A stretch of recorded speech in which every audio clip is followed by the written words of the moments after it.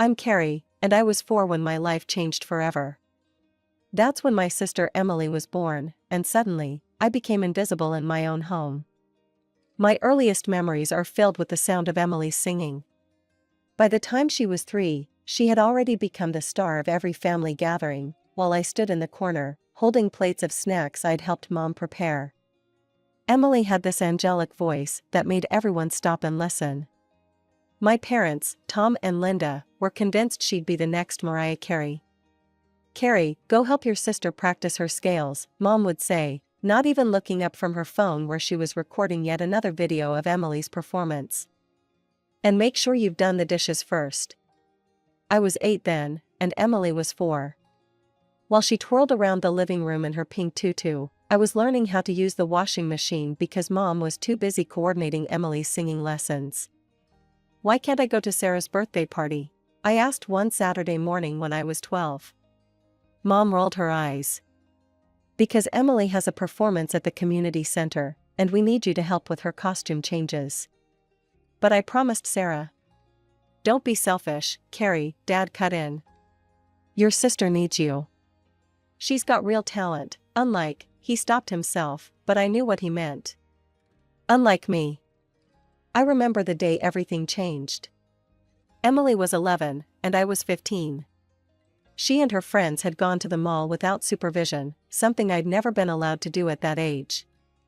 They spent hours at the ice cream parlor, ordering sundae after sundae, competing to see who could eat the most.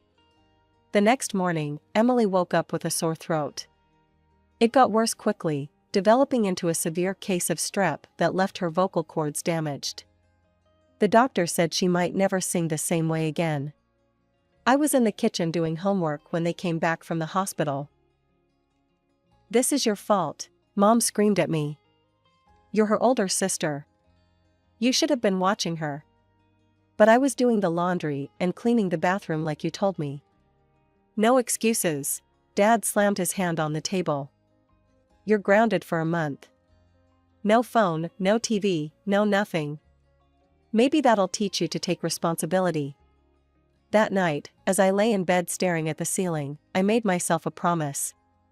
Someday, I'd build a life where I didn't have to live in anyone's shadow.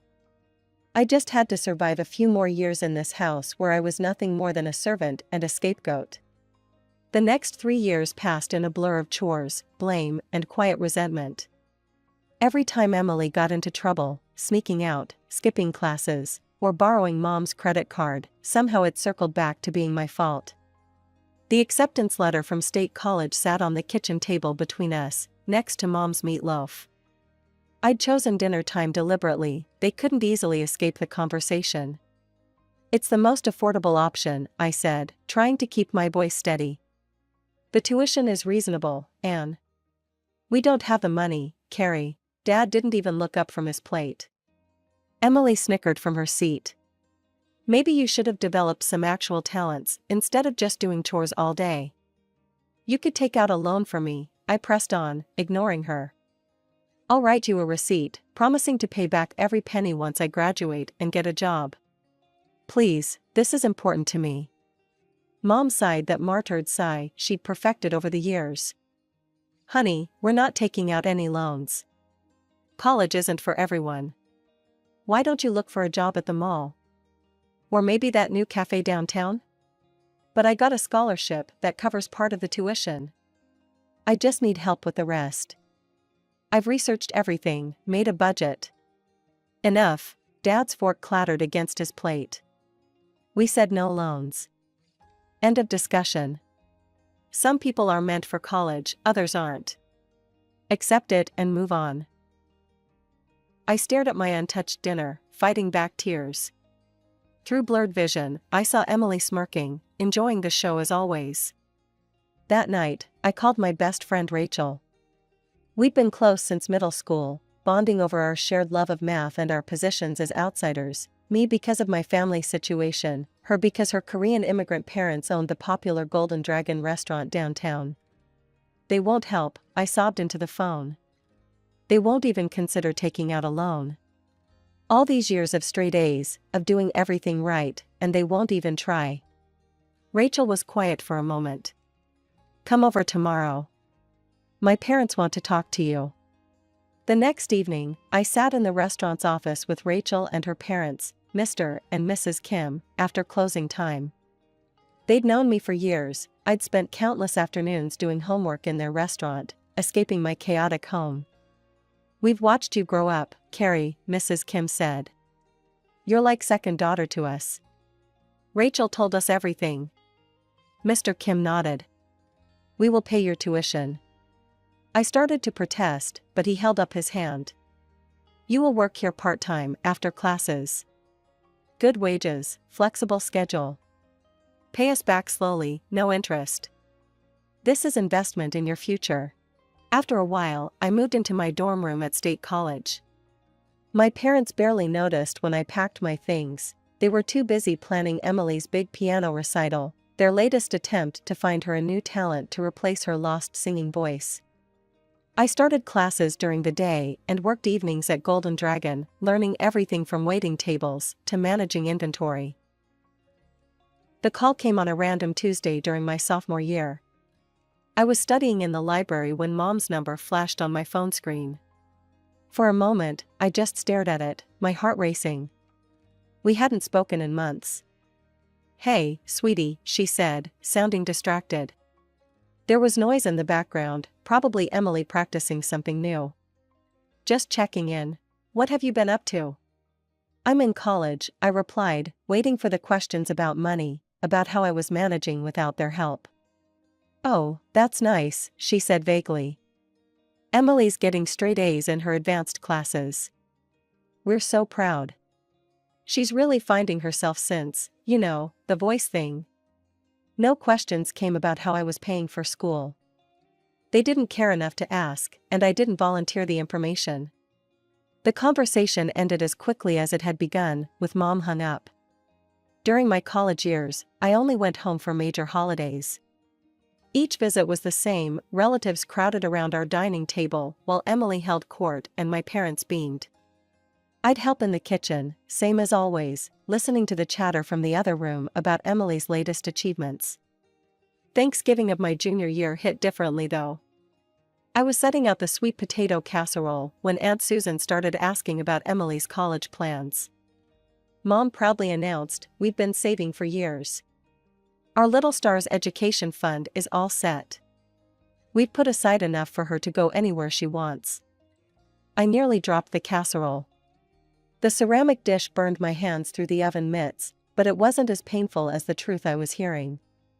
2 years ago, they'd claimed poverty when I needed help.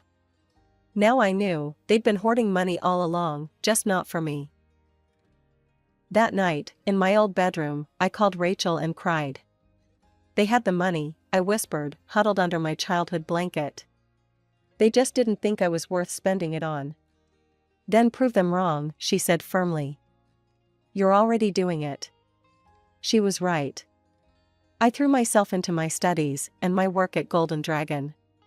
By graduation, I'd not only paid back every cent to the Kims, but had also learned every aspect of running a successful business. I'd worked my way up from waitress to shift supervisor to assistant manager, all while maintaining a 3.9 GPA. Mr. Kim called me into his office on my last day at the restaurant. I have friend at Morgan & Chase Corporate, he said, sliding a business card across his desk. They need someone smart, hardworking. Someone like you. I told him about how you transformed our inventory system, increased efficiency by 30%. He very interested.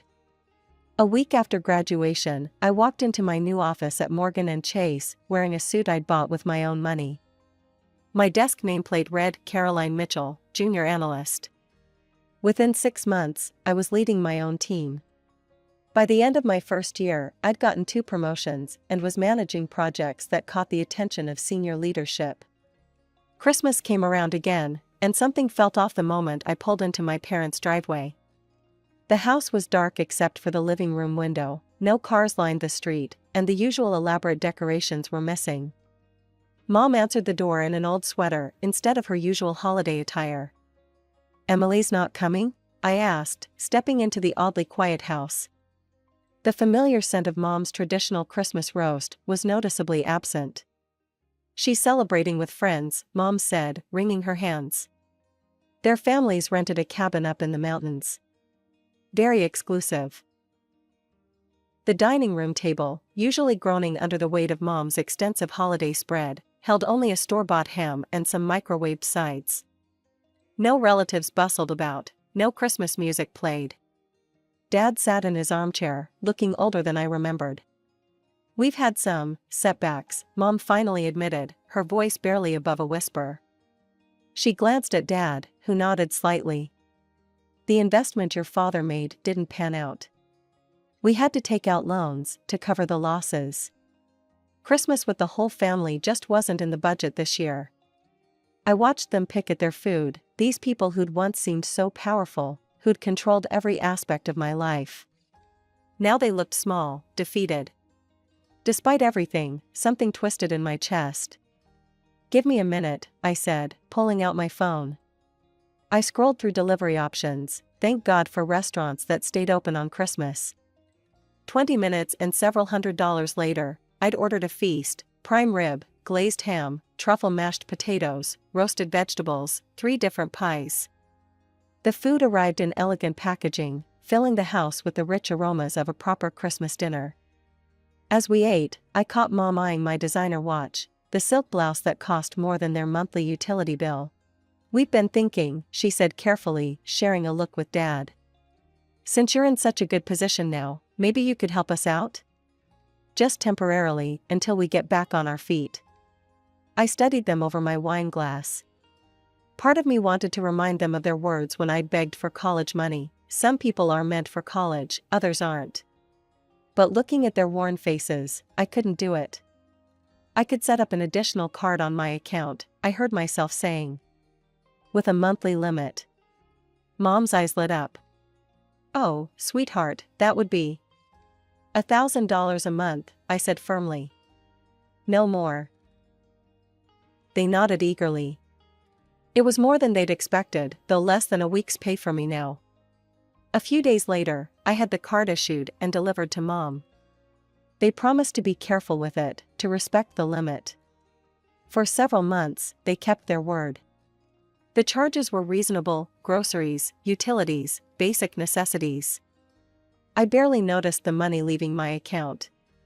Sometimes, reviewing the statements, I'd see charges from the grocery store where I'd worked one summer during high school, trying to save for college. The irony wasn't lost on me.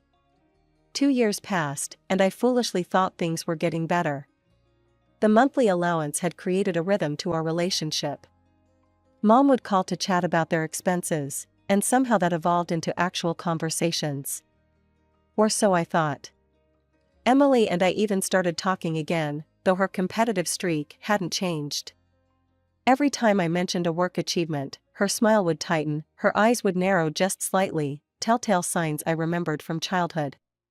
Senior project manager? That's nice, she'd say, in the same tone she used to dismiss my high school achievements. I'm actually up for promotion at Wilson & Company. It's a smaller firm, but very exclusive. Not everyone can handle the pressure there. Mom and Dad couldn't stop talking about Emily's new boyfriend, James. He comes from such good stock, Mom would gush during our monthly calls. His parents owned that real estate company downtown. The monthly charges on Mom's card had stayed reasonable all this time: groceries, utilities, the occasional dinner out. Normal things, expected things. I'd even started to feel good about helping them, like maybe this financial support was healing our fractured relationship. Then came the Instagram post that shattered everything. Paradise with my loves. Engaged, Hawaii, blessed, Emily's caption read. The photo showed her and James on a pristine beach, our parents and his beaming beside them.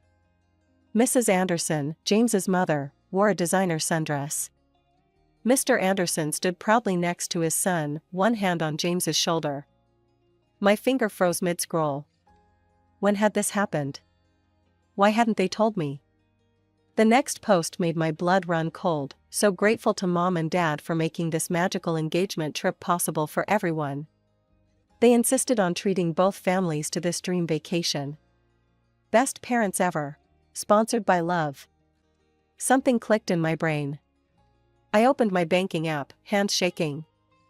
There they were, the charges on Mom's card, far exceeding the monthly limit I'd set: 6 round-trip first-class tickets to Honolulu, $12,400, Grand Wailea Resort, 3 Ocean View suites for 7 nights, $18,600, welcome dinner at Morimoto, $2,800, couple spa treatments, $1,200, sunset sailing excursion, $1,600, private beachfront dinner arrangement, $3,500.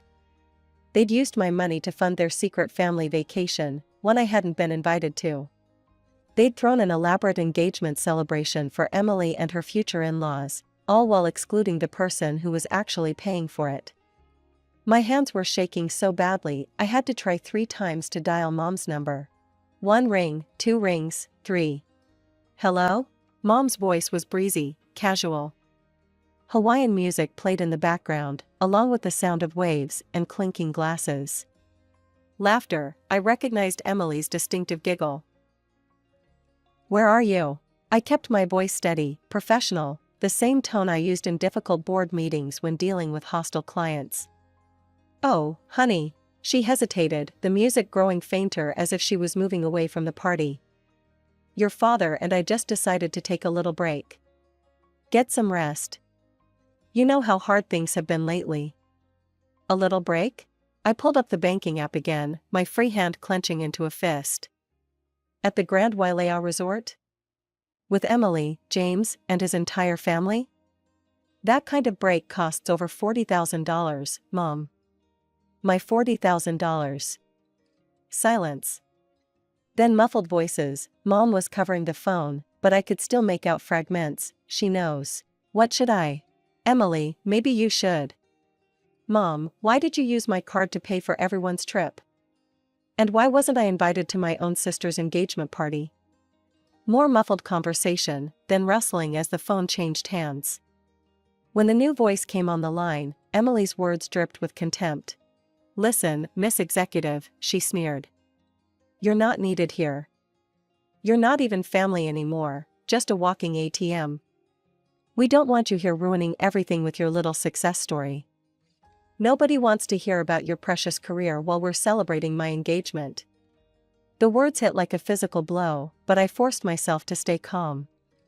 "That ATM just paid $20,000 for your little party. Another 20 for the flights and extras. That's my money paying for your perfect family moment." "Yeah?" Emily laughed, harsh and cold. "Well, that's what you're good for, isn't it? You keep working your fancy job, and we'll enjoy spending your money. It's the only thing you're useful for anyway.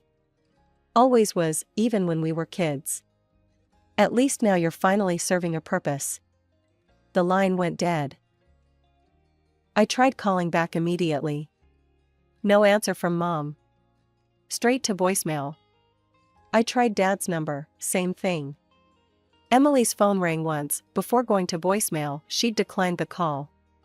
Within minutes, notification after notification popped up on my phone. "User has blocked you on every social media platform we shared." My parents' profiles disappeared first, then Emily's. A single message came through from Mom before she blocked my number. "We're all tired of your attitude and jealousy. Just leave us alone. You've ruined enough special moments for Emily." I stared at the message, something cold and hard crystallizing in my chest. My hands weren't shaking anymore as I opened the banking app again, this time navigating to the travel reservations section. Each click felt like breaking another link in the chain that had bound me to their abuse for so long. Click, the hotel reservations for 3 luxury Ocean View suites, cancelled. Click, the couple's massage packages and sunset sailing excursions, cancelled. Click, the private beachfront dinner arrangements, cancelled. Click, the return first-class flight tickets for 6 people, cancelled. Click, Mom's card, permanently deactivated.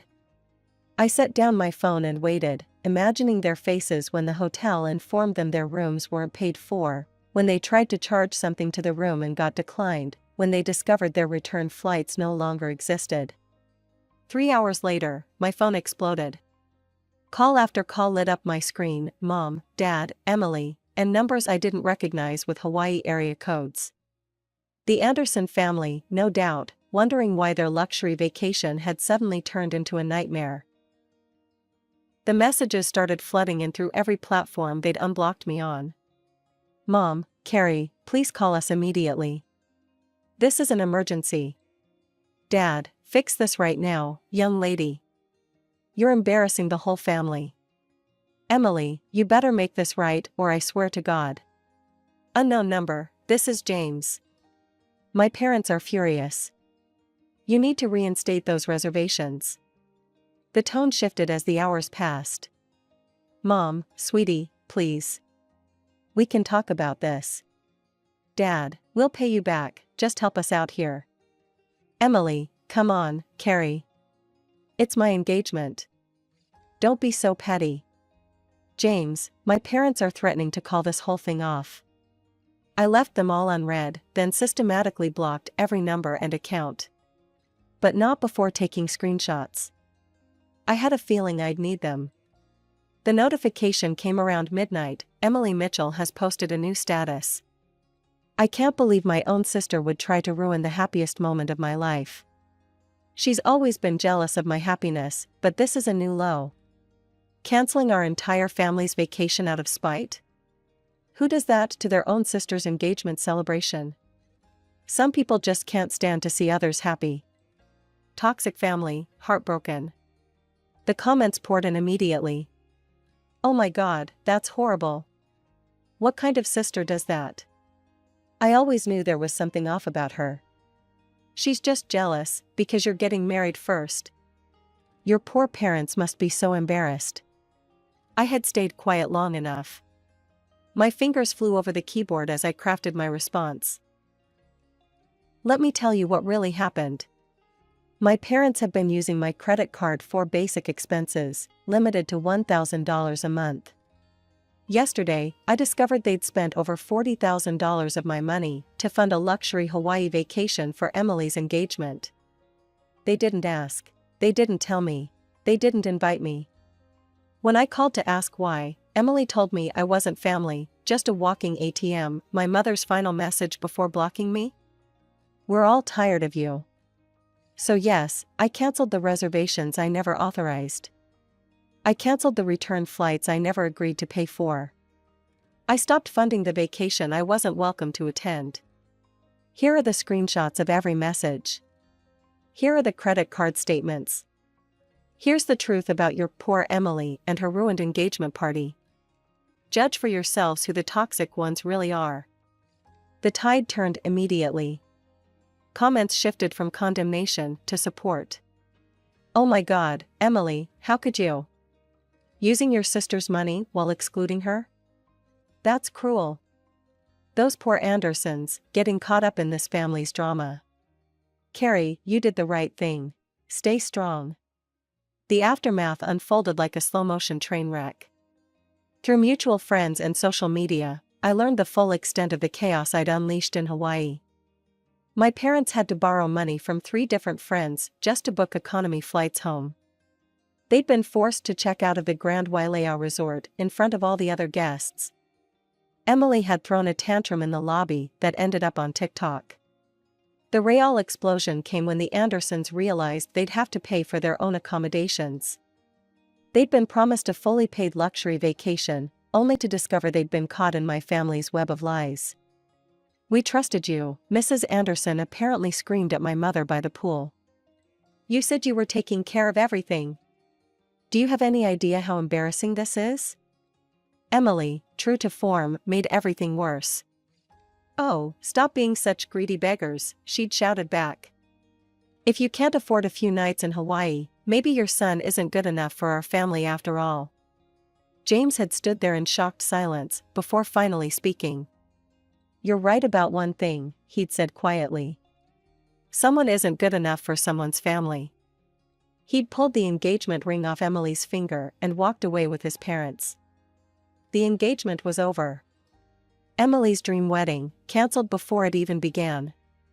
All because they couldn't resist the temptation to steal from me one last time. A week after they returned home, the knocking started. "Carrie, honey, please open the door." Mom's voice, trembling through the solid wood of my apartment door. "We need to talk." "We know we messed up." Dad's voice joined in. "Just give us a chance to explain." I sat on my couch, not moving, barely breathing. The TV was muted, but the blue light flickered across my face as they continued to plead. The knocking continued for 20 minutes before they finally gave up. I later heard they'd tried to get my building manager to let them in, claiming it was an emergency. He'd called to check with me first, and I'd told him not to let them up again. Rachel came over that night with takeout from Golden Dragon. We sat on my balcony, looking out over the city lights. "Your post got shared in some family trauma support groups," she said, picking at her noodles. "A lot of people are calling you their hero. Standing up to toxic family members, setting boundaries." I thought about all the years I'd spent trying to earn their love, trying to prove I was worth something. All the money I'd given them, hoping it would finally make them see me as family instead of just a resource to be used. "You know what's funny?" I said, watching a plane disappear into the night sky. "For the first time in my life, I don't care what they think of me. I don't care if they're sorry. I don't care if they change. I'm just done." Sometimes the hardest part of growing up isn't learning to stand on your own, it's learning when to walk away. I'd spent my whole life in Emily's shadow. Now it was time to step into the light.